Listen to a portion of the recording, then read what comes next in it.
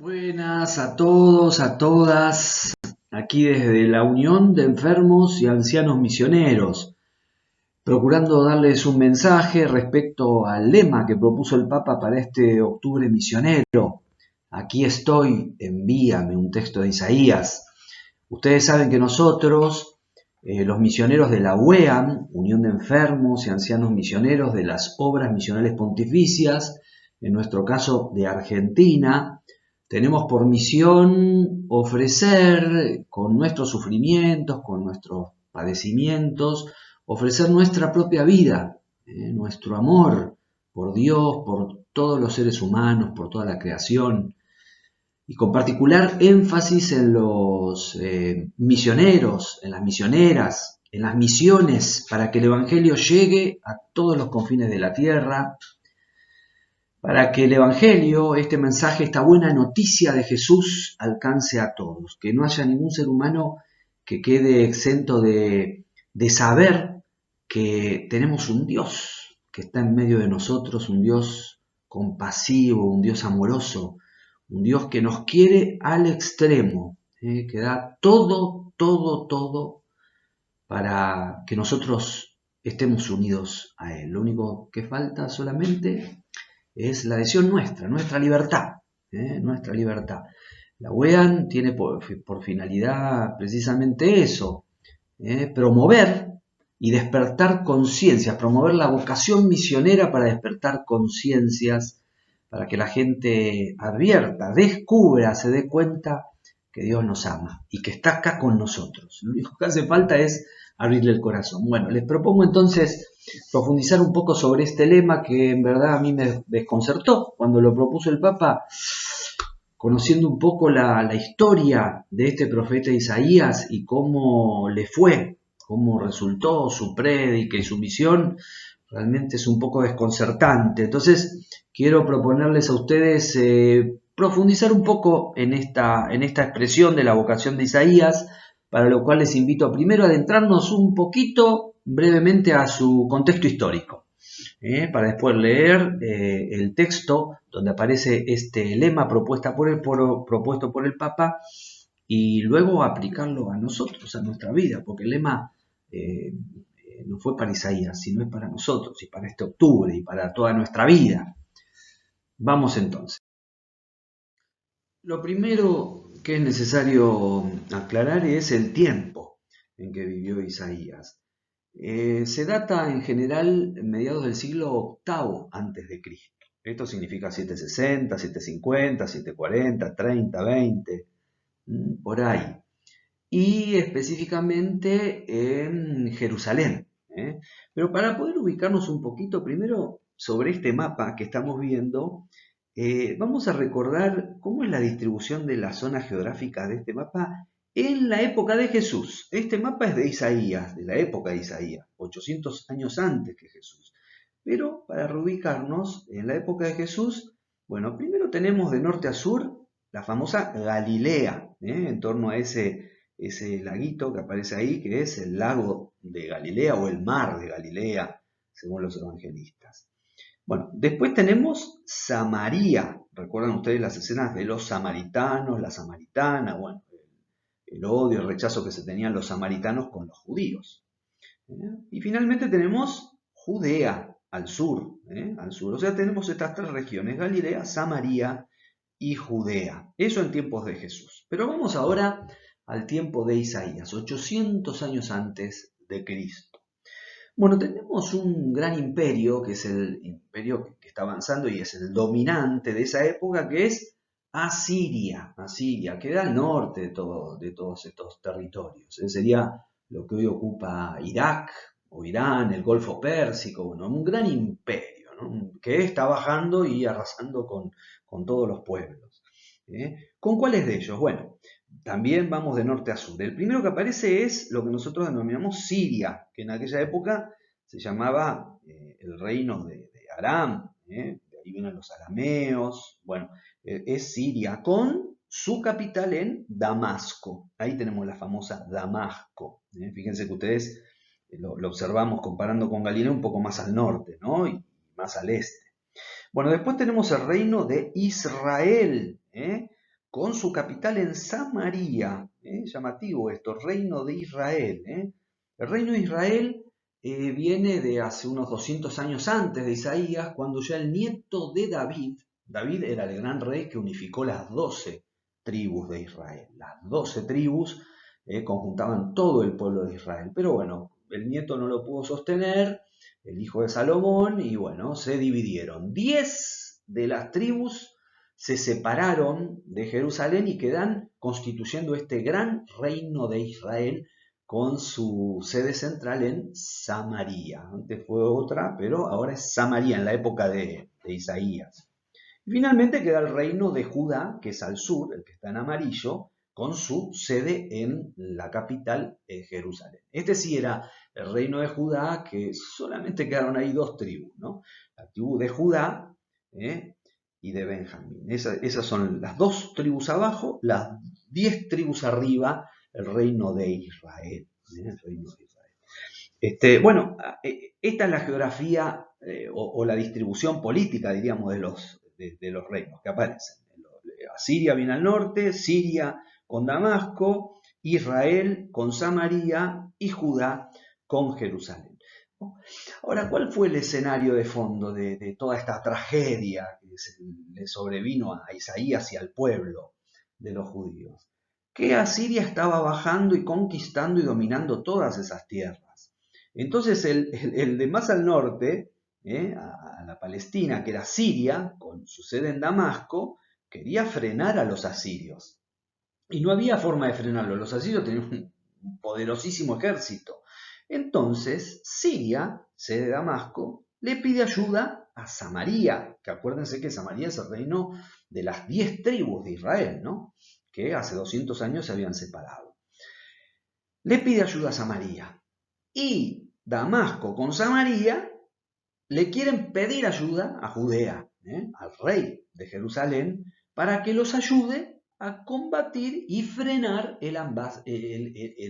la embestida y el avance del imperio asirio que viene con todo desde el reino del norte. Bueno, esta unión de Damasco y de Samaria dio lugar a lo que se llama la guerra siro-efraimita. Fue una guerra, una avanzada, una presión de estos dos reinados sobre Judea, precisamente para frenar a Siria. Y bueno, acá en Judea es donde está precisamente Isaías viviendo. Y entonces Isaías se topa con toda esta embestida, es una triple embestida. Asiria que viene bajando, Siria y Samaria que también les quiere hacer la guerra para forzarlos a frenar a Siria. No confundamos Siria con Asiria. Bueno, entonces tiene esta triple embestida, por un lado de Damasco, por otro lado de Samaria, por otro lado de Asiria, y quiere frenar todo eso. ¿Cómo lo hará? ¿Cómo lo enfrenta? Bueno, entonces ahora sí les propongo, vamos al texto. Aquí tenemos el texto del capítulo 6 de Isaías, que es precisamente el que relata la vocación que tuvo este joven creyente, procedente de una familia creyente, que vivían en Jerusalén y seguramente eran muy asiduos al templo, y bueno, precisamente fue en el templo donde tuvo esta revelación, y de la cual extrae el Papa el lema propuesto para octubre. Bueno, vamos al texto. El año de la muerte del rey Osías, yo vi al Señor sentado en un trono elevado y excelso, y las orlas de su manto llenaban el templo. Unos serafines estaban de pie por encima de él. Cada uno tenía 6 alas, con 2 se cubrían el rostro, y con 2 se cubrían los pies, y con 2 volaban. Y uno gritaba hacia otro, Santo, Santo, Santo es el Señor de los ejércitos, toda la tierra está llena de su gloria. Los fundamentos de los umbrales temblaron al clamor de su voz, y la casa se llenó de humo. Yo dije, ay de mí, estoy perdido, porque soy un hombre de labios impuros y habito en medio de un pueblo de labios impuros, y mis ojos han visto al Rey, el Señor de los ejércitos.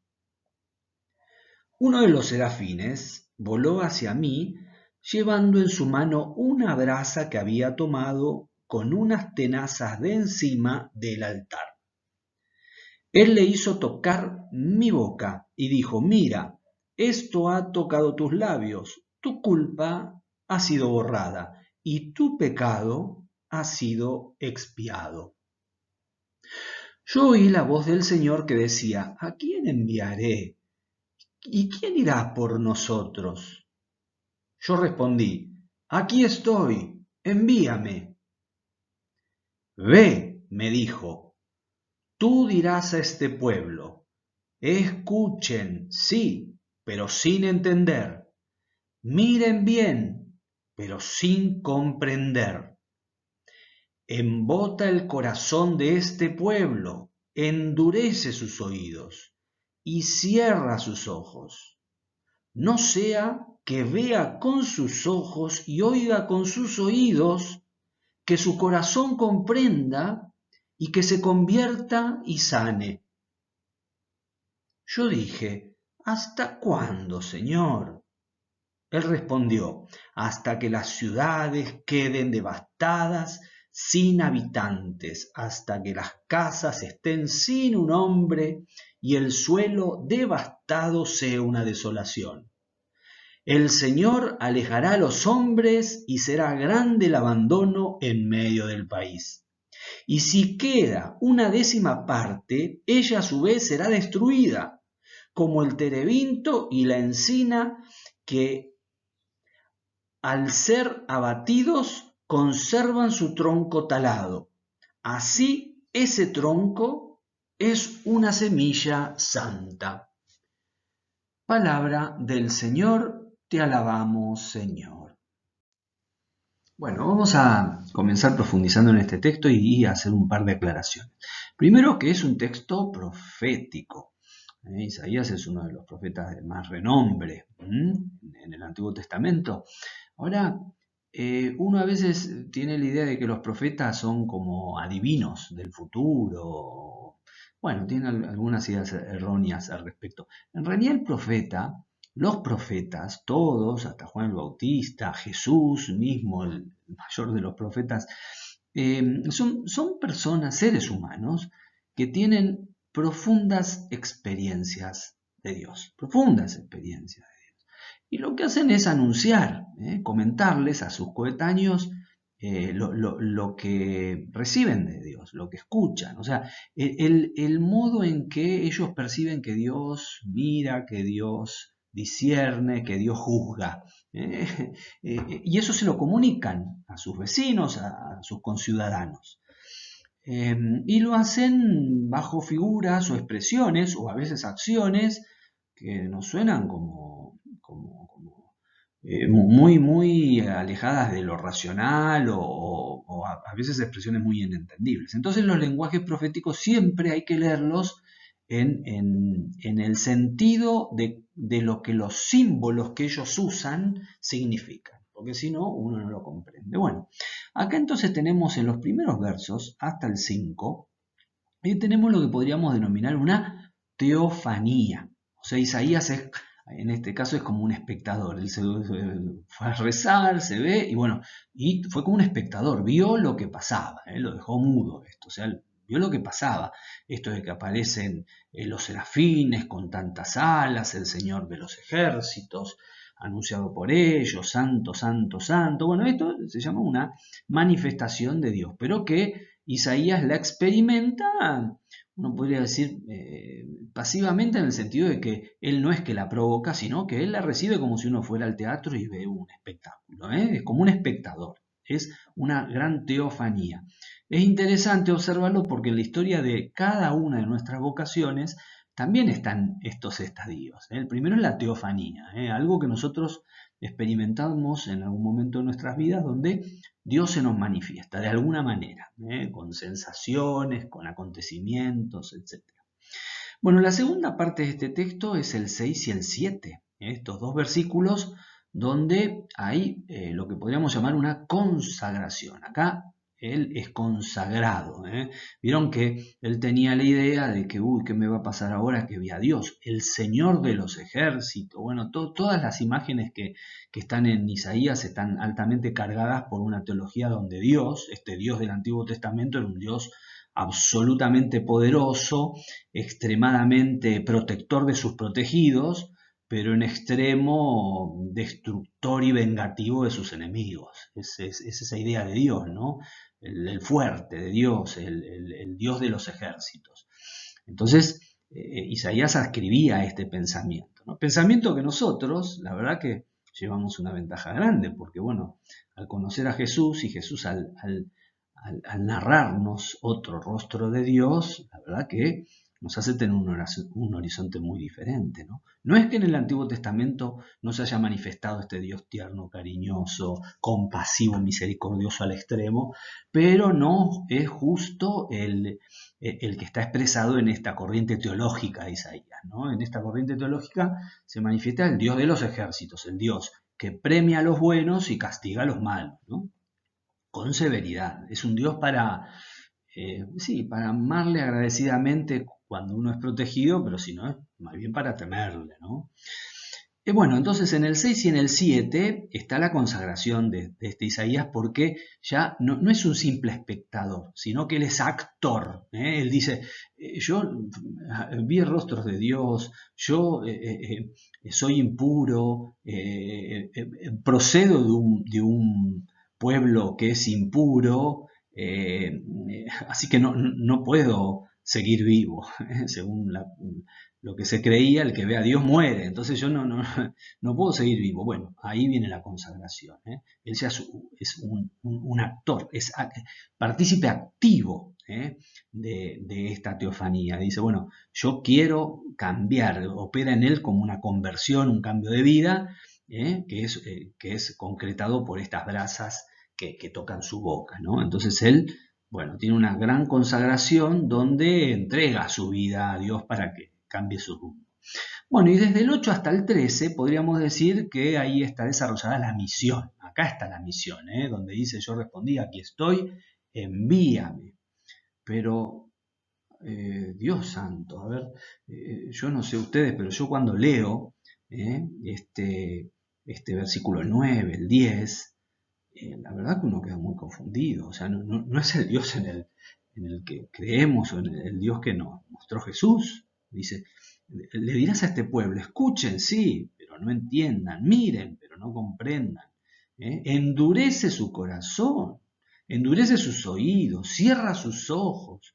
Y peor, encima dice, no sea que vea con sus ojos, oiga con sus oídos, no sea que su corazón comprenda y que se convierta y sane. O sea, es incomprensible que Dios, el Dios bueno, el Dios que nos ama, el Dios que hasta nos dio a su Hijo y su Hijo dio su vida, sea un Dios que quiera confundirnos, quiera embotarnos, quiera endurecernos y es más, impida que nos convertamos, que no quiera nuestra conversión y nuestra salud. Esto es muy confuso. Tanto parecido como cuando Jesús, ¿recuerdan ustedes cuando explica la parábola del sembrador? No cuando explica, primero él la cuenta, pero los que lo seguían y los discípulos, los 12 le pidieron explicaciones, ¿no? Y entonces él repite justo estas mismas frases, no sea que entiendan, no sea que comprendan, se conviertan y sean perdonados. ¿Creen ustedes que Jesús puede decir eso? O sea, sí, lo dijo, claramente lo dijo, pero entonces, ¿cuál es el sentido? Y la verdad que esto nos confunde, ¿no? O nos confunde. Bueno, pero nos confunde si uno no llega a interpretar bien cómo se expresan los mensajes de un profeta. El profeta, decíamos, que expresa lo que Dios ve, lo que Dios siente, lo que Dios juzga, y lo hace a través de símbolos, a través de acciones. ¿Y cuántas veces nosotros, si nos retrotraemos a nuestra infancia, podemos dar cuenta, ¿no?, de situaciones como cuando, no sé, la mamá le dice a un niño después de romper algo, te voy a matar? Una mamá que le dice a su hijo, te voy a matar. O sea, si eso estuviera escrito, y uno lo escucha y dice, como una madre quiere matar a su hijo. O como cuando un nene se acerca, de 3, 4 añitos, se acerca un enchufe, y entonces viene el padre y le dice, no te acerques ahí que hay una culebra. Sale una culebra del enchufe. Y el nene entonces no toca, no por la electricidad, que es lo que lo puede matar, sino por la culebra, que no existe. Entonces que el papá es mentiroso. Bueno, En realidad nosotros a veces con nuestros hijos, por nuestras limitaciones y por las limitaciones de ellos, bueno, buscamos recursos, símbolos, expresiones o hasta gestos a veces que no se condicen con la realidad de las palabras. Y me parece a mí que este verso 9 y 10, el 9 y 10 ¿no? Que escuchen pero que no entiendan, que no comprendan, que endurezcan su corazón, que no sea que se conviertan y sanen. Se me ocurre la imagen de un espejo. Acá el profeta, o Jesús también, cuando dio cuenta de esta parábola del sembrador, nos está expresando como un espejo. O sea, nos pone un espejo, nos pone un espejo y entonces en el espejo nosotros vemos realmente el Dios en el que creemos. El Dios en el que creemos. Cuando un judío de esa época de Isaías, o cuando un judío de la época de Jesús leía estos versos, en realidad estaba viendo en este espejo su mismo rostro, el rostro en el que él creía del Dios en el que creía. O sea, los judíos realmente creían en un Dios severísimo, un Dios vengativo, un Dios que busca la muerte del que no es fiel. Busca la muerte del que no es fiel. O sea, piensen ustedes, parece como aberrante pensar eso. Bueno, pero así muchas veces es nuestra fe. Hasta nosotros mismos fuimos educados en una visión de un Dios que guarda cómo lo haces y cuándo lo haces. Pienso en ir a comulgar, ¿no? Guarda cómo lo haces porque si lo haces en pecado mortal cometés sacrilegio. Miren el Dios en el que nosotros pensamos o creemos. Guarda que cometés sacrilegio, podés perder la vida eterna. ¿Puede ser que creamos en un Dios así? Sí, muchas veces creemos en un Dios así, en un Dios vengativo que desea la muerte del infiel. Y de hecho en el Antiguo Testamento hay un montón de relatos donde Dios justamente procura y pide la muerte del infiel. Es terrible, suena feo ahora que, claro, que conocemos a Jesús, pero en esa época no era tan difícil, no era tan fácil, quiero decir, discernirlo. Desde luego que hay imágenes llenas de ternura, de amor, de compasión, pero no es precisamente la que queda manifestada en este profeta, ¿no? Entonces, bueno, cuando dice endurece sus corazones, que no sea que se conviertan y sanen, en realidad lo que les está enrostrando, lo que le pide Dios a Isaías, que le enrostre a los judíos realmente lo que ellos creían. Y como era un pueblo que realmente era bastante infiel, no se habían cansado de cometer infidelidades, recuerden ustedes que Isaías está en Jerusalén, es una de las 2 tribus que quedaron ahí, pero las otras 10 estaban allá con Samaria, y se les viene un imperio encima, y se les vienen encima 2 reyes al rey de Jerusalén encima para presionarlos y que se defiendan del gran imperio asirio. O sea, todo viene en contra. Y lo que le manda Dios a Isaías es que vaya a predicar un mensaje de desolación. Miren cómo termina. Bueno, gracias a Dios el último textito del verso 13 termina bien, ¿no? Conservan su tronco talado, así ese tronco es una semilla sana. O sea, después de toda la destrucción que va a tener que experimentar el pueblo de Israel, tanto el reino del norte como el reino del sur. Piensen que ahí nomás en vida de Isaías en el 722, Asiria conquista Samaria y los deporta, a la mayor cantidad de gente los deporta. De ahí viene la bronca que tienen con los samaritanos, porque ya los samaritanos ya dejaron de ser de esas tribus judías originales. Ya Samaria fue ocupada por personas que trajeron los asirios, 8 siglos antes de Jesús. ¿Ven? Ahí ya los asirios, los samaritanos, el pueblo samaritano que era de la tribu de Efraín. Efraín era la más poderosa de las 10 tribus que estaban en el norte. Bueno, quedaron contaminados porque fueron desterrados. O sea, ¿cómo pagaron? Pagaron su infidelidad. Porque según la noción de ellos, el que era fiel era bendecido por Dios. Y si vos eras infiel, eras castigado por Dios. Y Dios los castigó. O sea que realmente el mensaje de Isaías era un mensaje de desolación, de devastación. Y de hecho en su vida histórica, estas palabras se concretaron porque la tierra del reino del norte quedó arrasada. Y bueno, un par de siglos después quedó arrasado también Jerusalén. Después vienen los babilónicos, después de los asirios y arrasan con Jerusalén. O sea que en realidad esto que le mandó Dios a Isaías predicar era re duro. ¿Quién de nosotros se anotaría para esto? De ahí la grandeza de esta respuesta, ¿no? Pareciera un tanto ingenua, romántica. Bueno, aquí estoy, envíame. Pero ¿estás seguro que querés esto? Porque mirá que te voy a enviar una empresa que es de desolación. Entonces, por esto es que a mí me llama la atención y me hace pensar, ¿por qué Francisco nos propone este lema? Aquí estoy, envíame. ¿Querrá que hagamos como Isaías, que prediquemos desolación, endurecimiento de corazón y que le digamos a la gente que no se convierta y que no sane? Seguramente que no. Seguramente que no, porque nosotros pasamos por la experiencia de Jesús, pasamos por nuestra propia teofanía, no la del Dios de los ejércitos. Nosotros tenemos la teofanía de Jesús. Y Jesús seguramente también nos pide, ¿a quién voy a enviar en este mundo actual, mundo de pandemia, con tantas injusticias, tantas desolaciones, tanto descreimiento? ¿A quién voy a enviar? Bueno, acá sale la UEAN, acá salen los misioneros, las misioneras que le queremos decir al Señor, aquí estoy, envíame. Pero no para predicar desolación. El Papa no nos pide eso, seguramente es para predicar el Evangelio. ¿Qué otra cosa vamos a predicar? Si nuestra teofanía viene de Jesús, viene del Evangelio. Queremos predicar una vida nueva, un reino de Dios, una sociedad nueva. Queremos no solamente anunciarla, queremos construirla.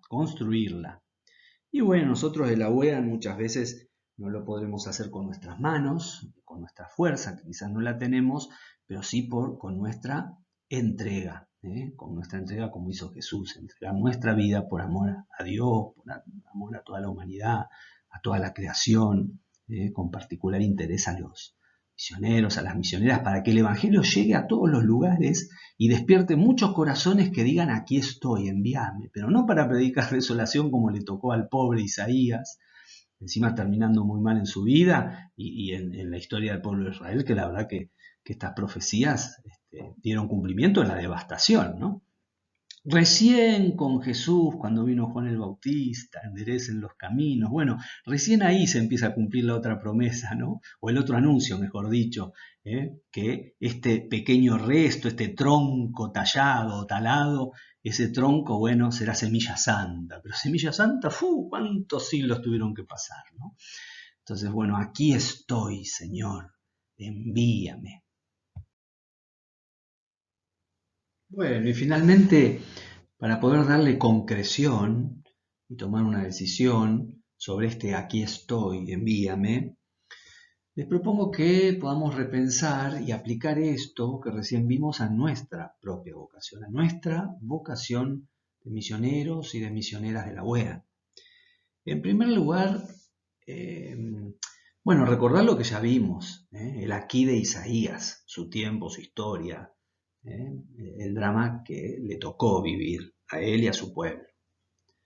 Pero en segundo lugar, ver ahora dónde es nuestro aquí. O sea, dónde es nuestra historia, nuestro lugar, nuestra ciudad, nuestra Argentina, nuestra Latinoamérica, nuestro mundo, la realidad actual, la pandemia, nuestras crisis, nuestras desigualdades, nuestros pecados, nuestras infidelidades. ¿Cuál es nuestro aquí? Porque desde este aquí es que Jesús nos llama, precisamente nos llama. Nos va a enviar desde este aquí, no de otro. Bueno, luego les propongo recordar lo que ya vimos de Isaías, lo que Dios le pidió anunciar. Por cierto, habíamos detallado que el anuncio que le pidió expresarle a los suyos era un anuncio de lamentación, de desolación, de destrucción. Nosotros, en contrapartida, tenemos, gracias a la experiencia que tenemos de Jesús, tenemos la oportunidad de dar un anuncio bueno, una noticia buena. El Evangelio es una noticia buena. Nosotros podemos expresarle al mundo esto que conocemos con Jesús, esto de tener un Padre bueno, amoroso, tierno, cariñoso, incondicional, que se entrega totalmente a nosotros y que también nos reclama esa entrega total, pero no por obligarnos ni dominarnos, sino que nos invita a entregarlo todo, porque en esta entrega por amor es que vamos a obtener una vida plena, una vida plena identificada con esta vida que recibimos de Jesús resucitado. Y también recordando la imagen esa del espejo, que con esas frases tan duras que Dios, el Señor, le dijo a Isaías que exprese, o que Jesús las expresó también después de la parábola del sembrador, era un espejo donde se veía reflejada la misma gente y la misma imagen que tenían de Dios. Pero en realidad en ese espejo ellos lo que veían era su propia dureza de corazón. Dios lo que les estaba aclarando es que ellos estaban endurecidos, ellos estaban obstinados en el pecado, ellos se resistían a salir del pecado y de su infidelidad.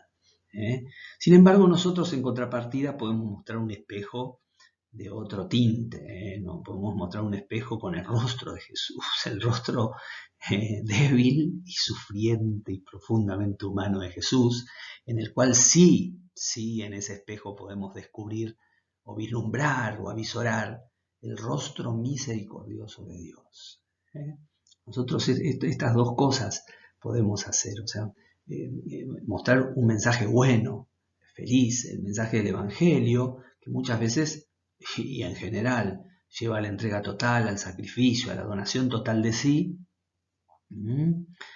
Y también podemos mostrar el rostro humano de Jesús, en el cual la gente puede reconocer al verdadero Dios, Dios misericordioso, entregado por todos y por todas. Bueno, finalmente les propongo que podamos reflexionar sobre lo que Dios nos pide a cada uno de nosotros. Eso sí ya es personal, es para mí, qué me pide a mí, y también qué nos pide como comunidad, ¿no? Para poder revitalizar esto que seguramente ya lo venimos haciendo desde hace muchos años, desde que tenemos conciencia de ser cristianos y de estar interpelados por Jesús, pero para poder reactualizarlo, revivirlo y ponerlo en vida concreta. Aquí estoy, envíame. Bueno, entonces vamos a ir terminando y les propongo lo siguiente. Para poder pensar y repensar esto que les propongo, en base a este texto del capítulo 6 de Isaías y del lema, aquí estoy, envíame, bueno, hacer ahora lo que nosotros, los de la UEAN, hacemos en general, que es rezar, orar. Entonces les voy a proponer hacer una oración del misionero, de la misionera de la UEAN, y luego terminar con una canción. A mí me gustó mucho una canción de... se llama Coniam. Cuando decía Coniam, yo no sabía qué era, pero bueno, era un congreso nacional que se hizo en México en 2017, pero no lo hicieron ni los enfermos ni los ancianos misioneros, lo hicieron los chicos y los adolescentes de la infancia y la adolescencia misionera. Tiene tal fuerza, tal vigor, que yo digo, pero qué lindo frente a este mensaje tan de desolación, de devastación que propone Isaías en ese texto, ¿no?, que recién vimos. ¿Qué fuerza nos dan los chicos? Las chicas, los adolescentes, las adolescentes son la esperanza de la nueva evangelización, esta nueva evangelización que nosotros capaz que no logramos concretar, y ellos van a ver con qué fuerza y con qué ganas nos cantaban hace un par de años atrás. Bueno, se la quiero proponer para que después de la oración terminemos con esta breve reflexión sobre el lema de Francisco para este año. Aquí estoy, envía. Les mando un abrazo grande a todos, a todas. Ya nos estaremos viendo.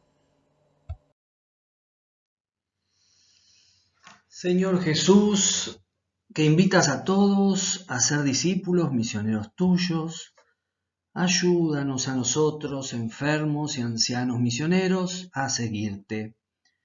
Queremos ofrecerte nuestros sufrimientos diarios, con los cuales te expresamos nuestro amor por Dios, por vos, por la humanidad, por la creación y por las misiones y misioneros de todo el mundo. Haz fructífera nuestra humilde ofrenda de sacrificios, dolores, limitaciones y entrega de amor, para que tengamos la mirada siempre puesta en el horizonte de tu misericordia y en la pequeñez de nuestras fragilidades. Concédenos ser fervientes misioneros desde nuestras propias limitaciones, para que no creamos que todo está dicho, sino que te sirvamos con sencillez de corazón. Que la esperanza llene nuestros días para que podamos vivirlos con paz y serena alegría, transmitiéndola a los demás. María, Reina de las Misiones, ayúdanos a ser fieles discípulos de tu Hijo. Amén.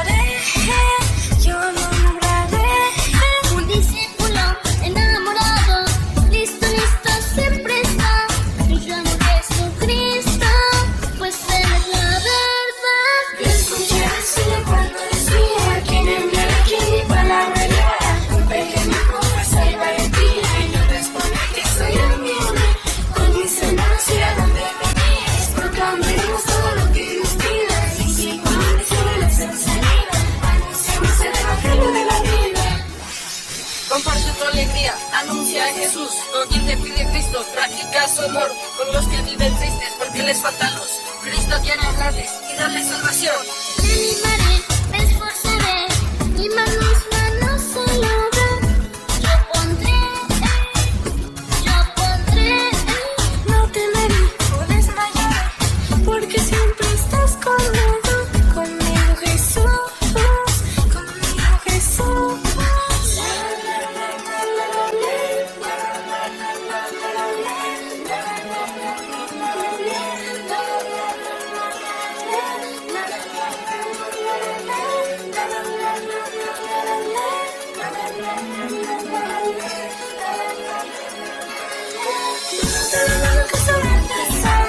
Estoy seguro que te va a gustar. Cántalo conmigo y único. ¿Acaso que estás en mi amor? Levanta la mano que se va a empezar. Y estoy seguro que te va a gustar. Cántalo conmigo y único. ¿Acaso que estás en mi amor?